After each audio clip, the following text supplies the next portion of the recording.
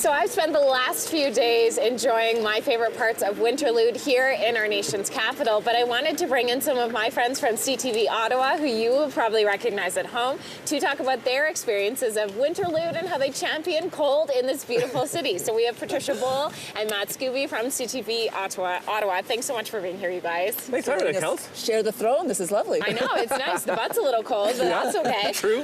So take me through what your memories of Winterlude would be, not only working in the city, but also having families in the city. Yeah. Well, I grew up in Ottawa. Did you really? So I kind of did Winterlude every year. My dad was always adamant, we have this gorgeous canal, it's free, we're going to skate all the time. I was always about the beaver tails and stopping.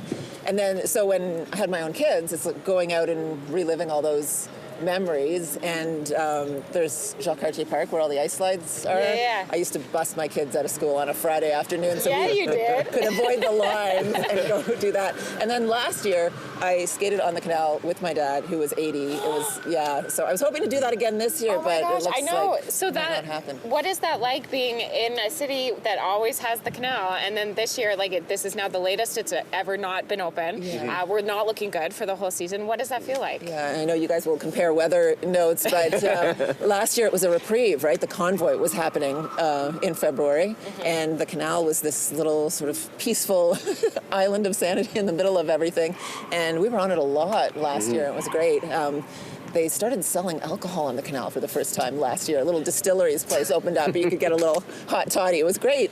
But yeah, so it was fingers crossed we still get a couple of days, because it's certainly one of the highlights. There's a lot of other things to do, as you know, but the canal is just kind of a jewel in the middle of the city. It is. Matt, what about you? You got two little boys. What do they think of Winterlude? So we are going to this weekend. In fact, actually, we're going to go to Jacques Cartier Park. They've never been. So literally, Asher's birthday turns 4 today. Happy birthday, Asher!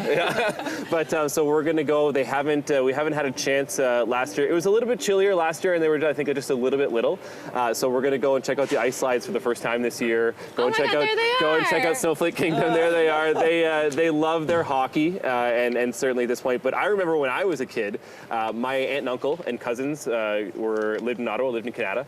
And we came down, and when I was about 10 years old, and we came down, I went to my first NHL game and saw the Ottawa Senators play the Montreal Canadiens, but we went to Jacques Cartier Park. So 10 years old, all the 4 kids in my family, my cousins, and we all came down and went over to the ice slides, which was a ton of fun.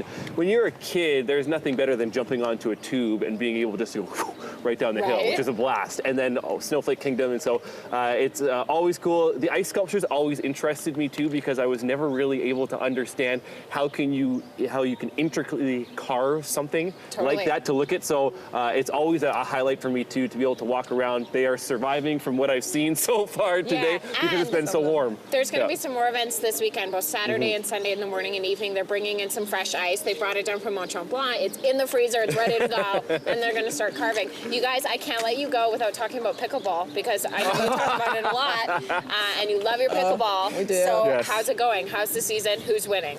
Pickle Bell, we call it. It's our Pickle Bell League. Pickle Bell Summer League. Yeah. Huh? Yeah. He created the league.